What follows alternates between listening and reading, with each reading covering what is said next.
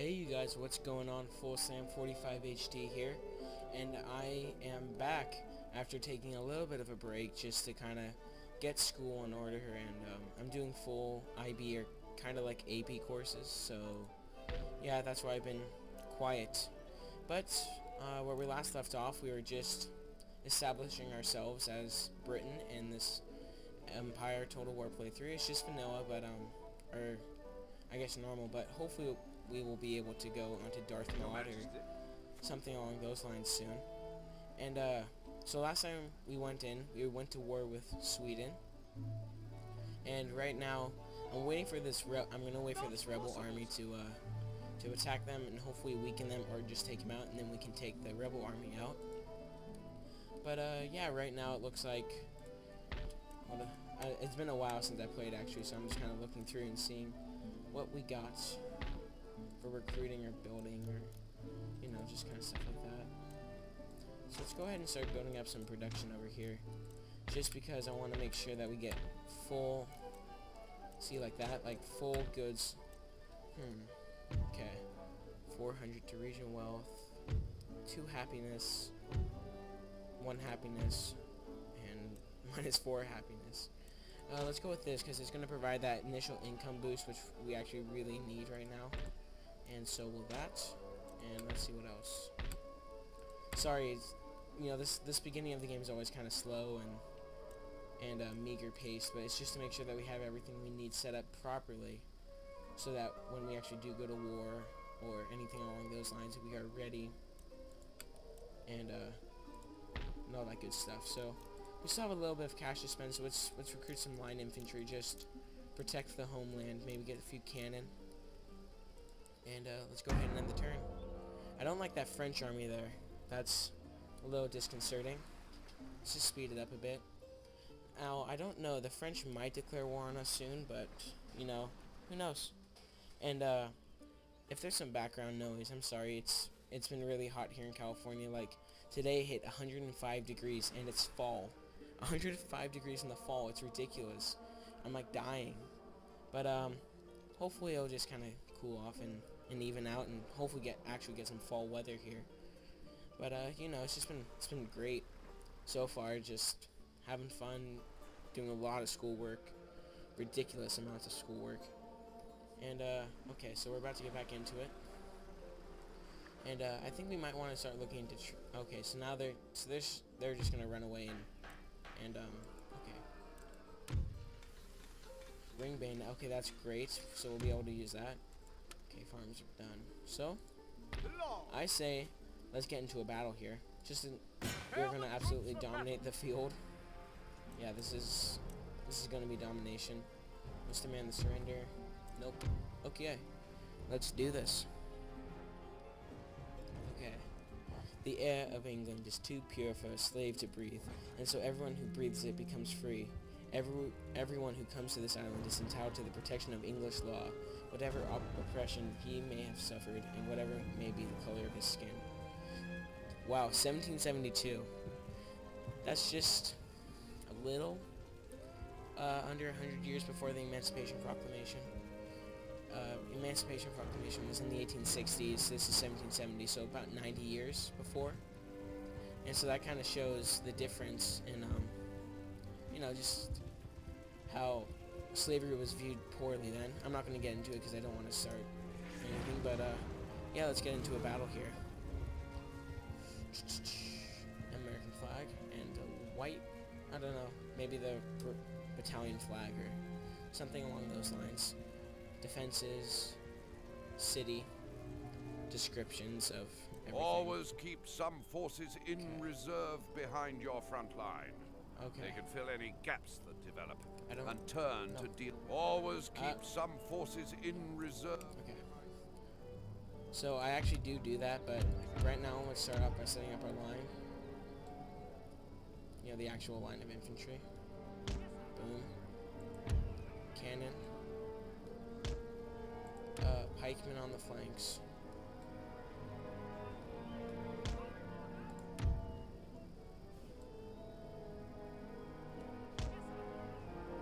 And then what do we have left? Our militia. Put in the reserves. And our cavalry will put out here to the extreme left. Oh, and we have some extra line infantry too, it looks like. We'll put them in the reserves as well. Okay. Pretty good setup there. Avoid charging your cavalry onto wooden stakes or chevaux de frise, as the weight and momentum of your horses mean they are unlikely to survive the encounter. Militia, pike, 1 regiment of cavalry, general's bodyguard, and 2 firelock armed citizenry. Should be a relatively easy battle. What's the range of our cannon? Just outside of it. Okay. And let's think about what our target for the cav should be. I might just have them flank around a bit and hide in these woods right here. Yeah, that should work. Hopefully they won't pay attention to them. And we'll maybe be able to get a little bit of an advantage with them, charging from behind if necessary. Our militia, one of our militia units, or both. Is it both, or just one? Hidden? Oh, okay, I see. Okay, so those are 2 different units. Okay, I thought I had lined them up one behind the other, but I guess not. So one's hidden, they're normal, and then these line infantry. These line infantry look so cool. I gotta say that. They look really nice. HD graphics, yeah, looks pretty good. No lag or anything like that, so that's good. Let's see. Yeah, they should just be coming into range right now. And what unit to target? That's terrible. Let's take out their militia. If I don't know, there might be a ridge. We might not be able to fire over the ridge. We'll see. What is the cavalry doing? Are they just sitting back? Looks like, yeah, they're just holding them back and waiting. But our cavalry might actually want to have. Where are you? Let's actually hold you in these woods. That's a bit of an easier flanking point. Okay, let's see. How are we doing? Cannons are opening up. Good. It looks like a lot more men than it actually is, but we also have quite a few men. And I'm gonna go ahead and close this flank up because they're not over here, so I can close it like that. And hopefully stop them from any kind of flanking maneuvers. That's why I have the cav down here, to stop them from trying to pull their cavalry around like that. And we can at least hold them with this cav or hold them with the cavalry over here until we can get the pikemen into melee. So that's a good strategy. And looks like they're adjusting to my movements, which is good. You always want to have the enemy reacting to you. And look, here comes their cavalry. I'm not sure what for. But we have our pikemen right here who will be able to protect the cannon.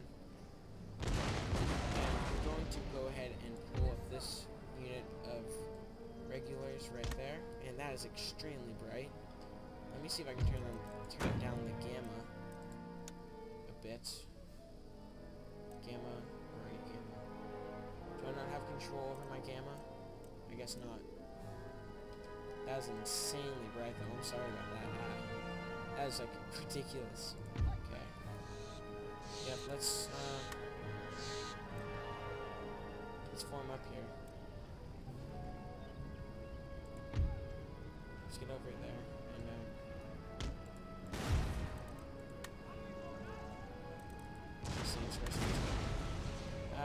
uh-oh.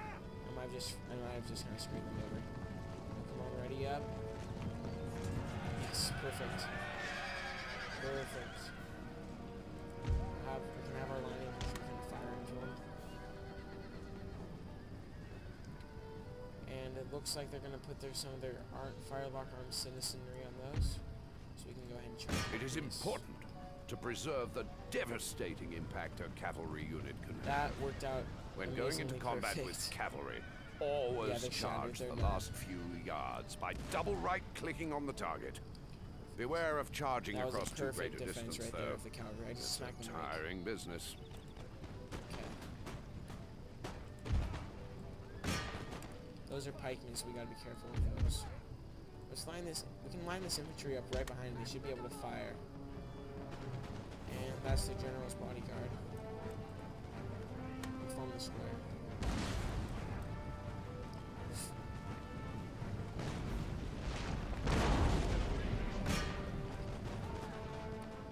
They're gonna flank around, it looks like. Oh, no, maybe not. Oh, you know what they're doing? They're engaging us with this pike, and then they're gonna... Oh.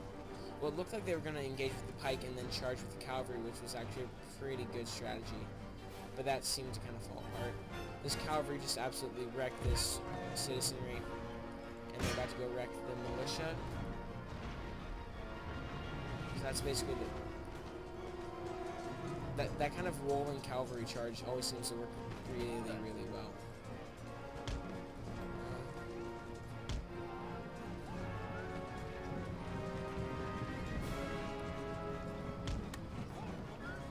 Sorry about that. I'm just trying to get them in position.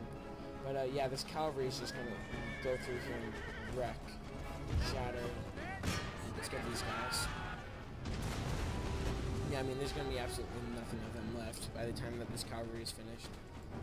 We can go ahead and have these guys stop firing now at this point.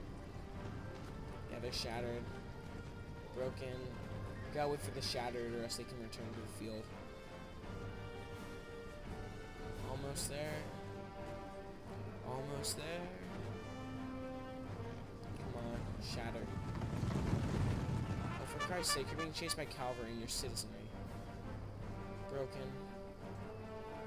Steady. Okay, you know what? Attacking pikemen or bayonet-equipped infantry in the flanks is a good way of taking them on with cavalry. You should always avoid charging onto sharp, pointy weapons that can be braced.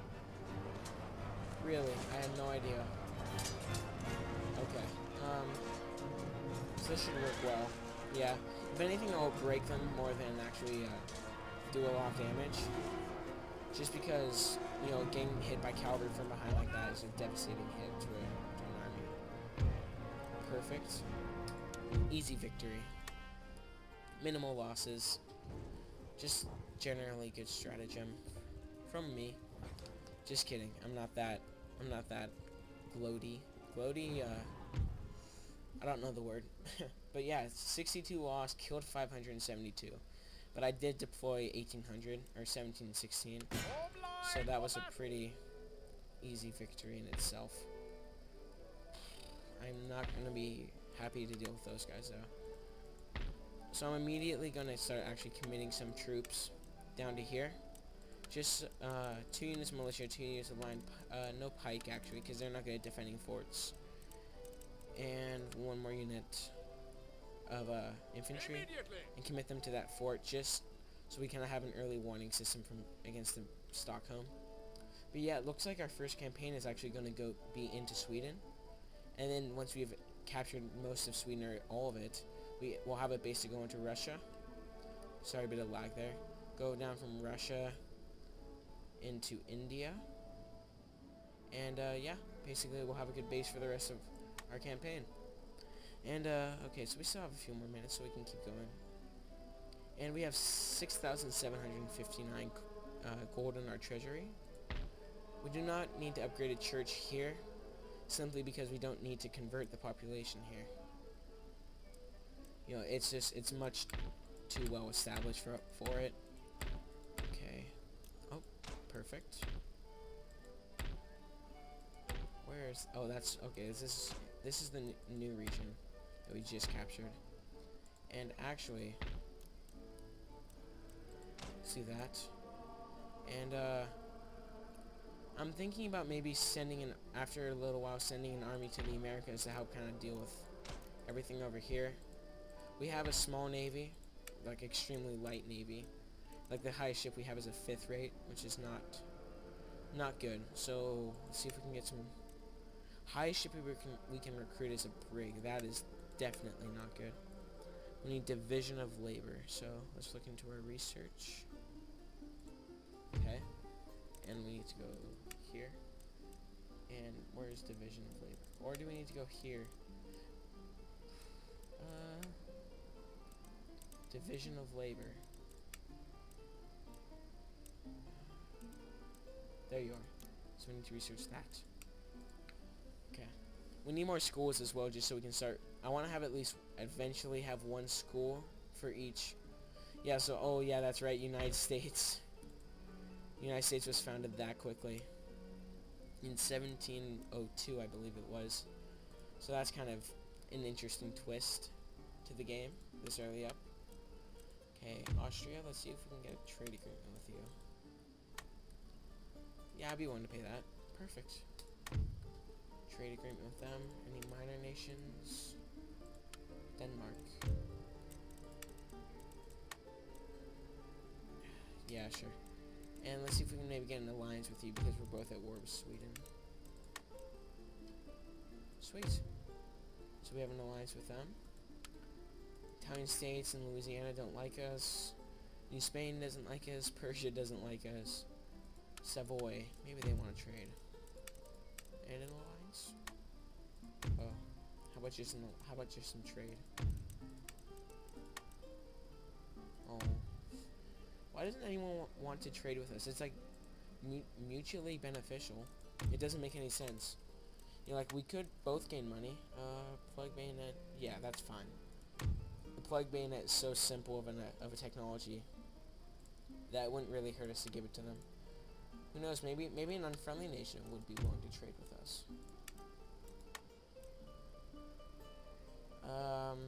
Okay, fine. And then we're done now, because we're out of money. But we've opened up some new trade routes, which is really important, because it will allow us to actually gain a lot of income. The only issue is that our trade routes could be blocked relatively easily, and so that would not end well for us. Okay. They want access to our lands indefinite, and they want military access, and they want the plug bayonet and offer 260. No, but I will give you plug bayonet.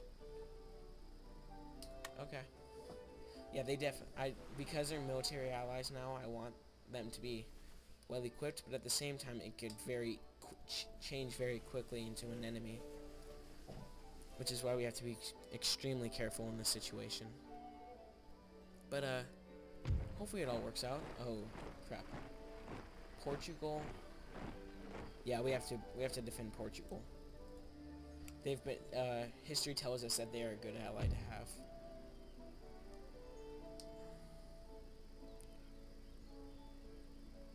That's funny that they give us military access and we're at war with them.